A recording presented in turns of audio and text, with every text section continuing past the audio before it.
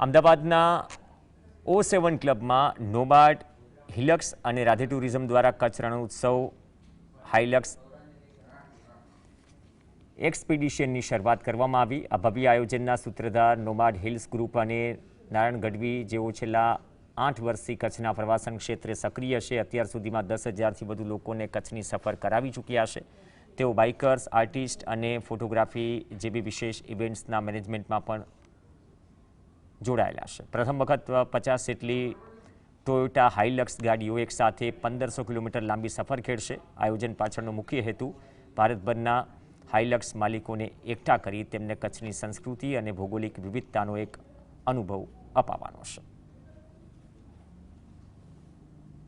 हमारी एक off-road community है જેનું નામ છે હાઇલેક્સ નોમેડ્સ અને આમાં છે ને સ્પેસિફિકલી ટોયોટાની જ ખાલી ગાડીઓ છે। હવે આજે અમારું જે ગ્રુપ હતું એનું સ્ટાર્ટિંગ મહારાષ્ટ્ર અને ગુજરાતથી થયું હતું અને પછી ધીરે ધીરે બધા ઓલમોસ્ટ ઇન્ડિયાના બધા સ્ટેટના લોકો એમાં જોડાયા છે। એના પછી હવે આપણે જ્યારે ઓફરોડિંગની વાત કરતા હતા ને તો ખાલી એક જ ડેસ્ટિનેશન આપણી પાસે આવતું હતું, સ્પીતિ કાં તો લેહ લદ્દાખ। એના વગર નોર્થ વગર બીજું કોઈ વાત નથી થતી। તો આપણે આ વખતે ફર્સ્ટ ટાઈમ એવું એક એટેમ્પ્ટ કર્યું છે કે બધા ઓલ ઓવર ઇન્ડિયાથી બધા લોકોને અહીંયા ઇન્વાઇટ કર્યા છે અને આ एक्सपेडिशन માટે રન માટે લઈ જઈએ છે। जो आज से हमने 3 साल पहले बेचनी शुरू करी थी अहमदाबाद में, और एक गाड़ी से हमने शुरू किया था और ये आज इतना अच्छा ग्रुप हो चुका है कि हमें बहुत अच्छा लग रहा है इसके साथ, ये ग्रुप के साथ एसोसिएट होने के लिए।